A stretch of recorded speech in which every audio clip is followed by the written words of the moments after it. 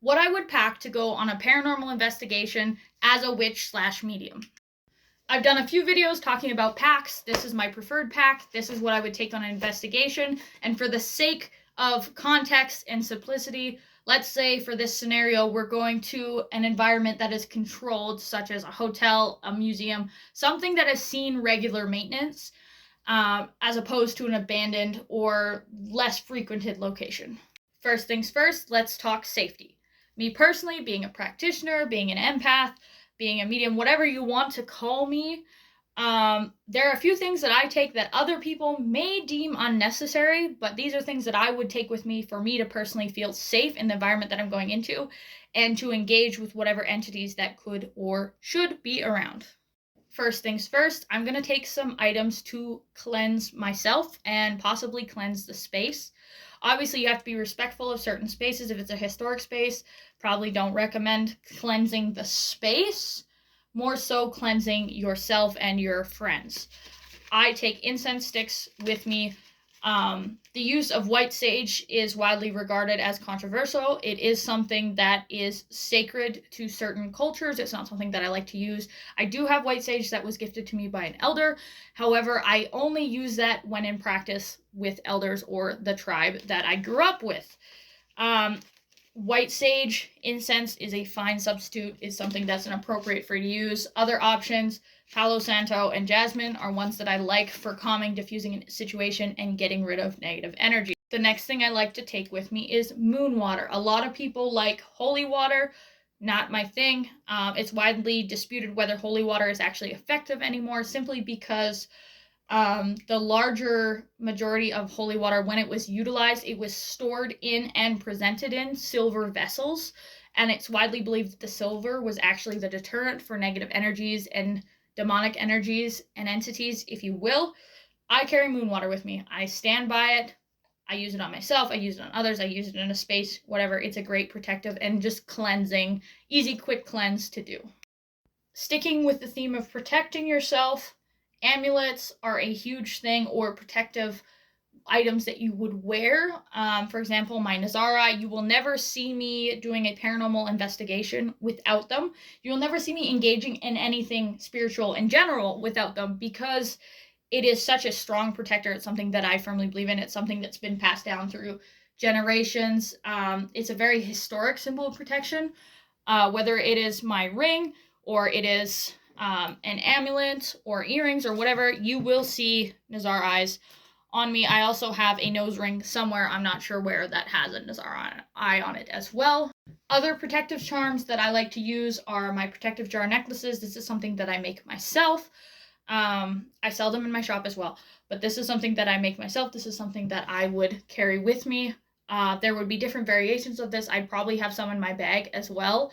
I would offer them to my people that I'm exploring with. Obviously, everyone's preferences are different. Everyone's beliefs are different, and that's okay.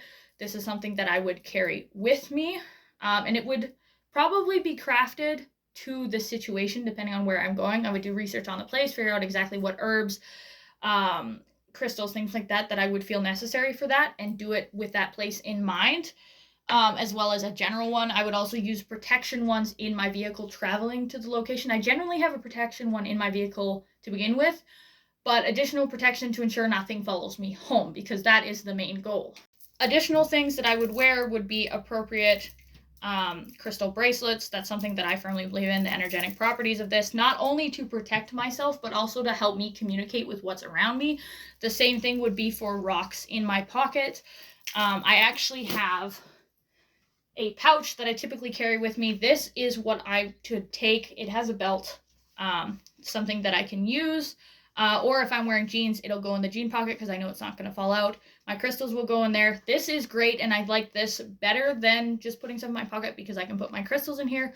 Any medication that I need, that's something that you should be bringing with you. Any medication that you need, if you have a chronic condition, inhalers, things like that, take that with you. Have it on your person at all times. That's why this is great. Comes with a belt. You can wear it with or without a pant with belt loops. I could wear it with this. It's a little bit bulky, but it does not restrict my movement in any way. Easy accessibility for things that I might need right away. I'd also probably keep my moon water in there, if I'm honest. Moving on to other things that I would take with me. Finally, one of the last things that I would probably take with me is this carved amulet. It's something that I wear a lot. There's another one that I have, and I'm not quite sure what happened to it. It probably means that I don't need it anymore because it was hanging up, but now it's gone. But I have an amulet that is made from a palm nut and it has been passed down generation to generation. And that's something that I typically wear for protection. That's a personal protection talisman, as is this. The other ones are more generalized, whatever feels most comfortable to you, but those are things that I would not go into a spiritual situation without. The last final piece is rings and different forms of jewelry. Silver, as I discussed before, is commonly known to be a protective metal, as is iron. That's something that I carry with me. Some form of that. This is a silver necklace, different things like that. That's something that I would carry as a talisman. They can be easily charged with protective energy. And again, not something that you would see me practicing without. Moving on to other things that I would not go without. This is protection oil. This is something, again, I make myself.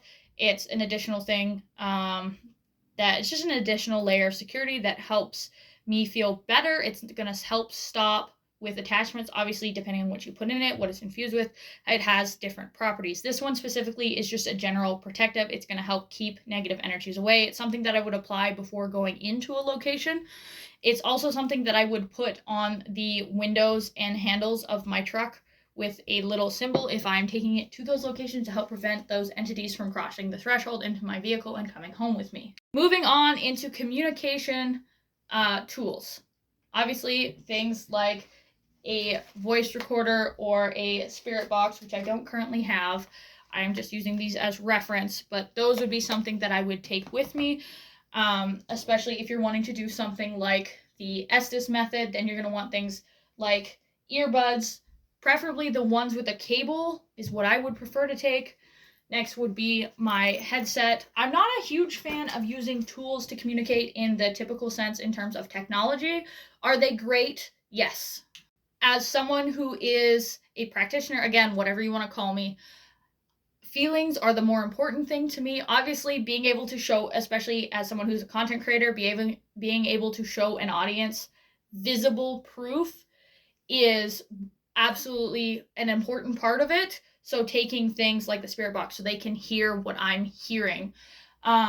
Taking things like REM pods or cat balls, that way they can see what pops up, or using the flashlight method, which is common with Sam and Colby, right? So you can see a visible marker of what is going on, because it's not possible for you to be inside my head and hear what I'm hearing and feel what I'm feeling. As someone who with feelings are very a prominent way of connecting, like I can sit on the floor and kind of, this method is one that I prefer, simply because you go into a trance. It's more of a you feel more of that connection, which is a lot of what I do without that. So that is a better way for me to do it. But I have some other tools in front of me that I want to explain a little bit about and why I would take them with me. So starting with one that's a little less out there is candles. I probably wouldn't take this kind because they are glass and they could break. But if I'm going into a location where I'm not having to fight my way in there, this could be an option because there's less cleanup, like it's contained, things like that. And also the wind can't affect it. But you also can't see the flame as well, so it's not as great for production value. It's not as great for that because you're not going to see the wick move as clearly as you would if it did not have a glass jar around it. So there is that, something that I would take. I would want to take salt with me. If I'm going to do a seance, I'm going to have a circle. It's a protective thing, just personal preference. The next tool that I would take with me is a little bit more out there, and this is an iron bell. This is something that is often used to stir up energies. If you feel like you're not getting anything, this is a great way to do it. You can also sound cleanse, depending on your preferences. But this is always a tool that I like to take with me. Personally, I will answer more questions if people have more questions about that. The next thing is a scrying mirror. This is just simply a black mirror. It is used for viewing things. Obviously, if it's a location like the Stanley Hotel, they do have mirrors there. You could do scrying in the mirrors there. But also taking my own, it's very small, it fits, it's very easy. Mirror scrying is something that I do regularly anyway, so it would be great to be able to do it in these locations and possibly communicate with something that way. It creates a little bit of a barrier, not as much, but a little bit. And going along with the mirror, I just take a chalk marker. Sometimes useful, especially if you're doing an overnight in a hotel. You may want to seal mirrors. It's entirely your preference. It just stops things from passing through the mirror. You can still get glimpses of things in the mirror. Obviously, if your goal is to have the most paranormal experience possible with the most like touching, things moving, things falling off, this might not be the method for you. However, when you go to bed and if you're not videotaping when you're sleeping, things like that, this would be an option if you're someone who is extremely paranoid and does not feel safe sleeping with mirrors. The last spiritual thing that I would take with me, obviously, if I had dowsing rods or something like that, I would love to take that. I have a pendulum. That's something that I might take with me. But cards. Not tarot cards, oracle cards. Every deck of oracle cards is different.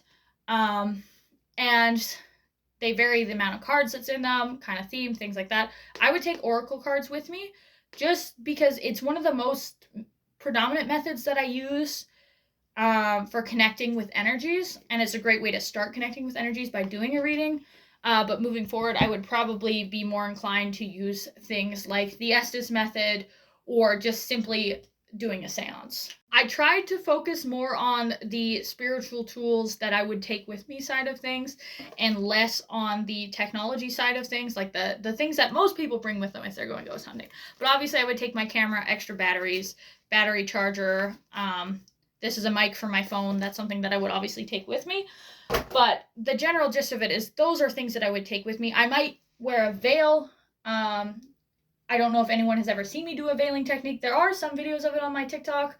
I can do a separate video. Let me know if you guys want to see that. But veiling is a way that's done to protect your head. You don't necessarily have to use a headscarf or anything like that.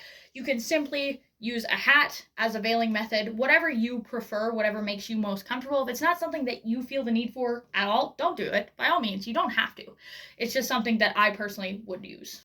So that's what I, as a witch, practitioner, whatever you want to call me, would put in my bag for a paranormal investigation. If you guys have any questions or need any follow-up, please leave it in the comments. You guys have an amazing day. Bye-bye.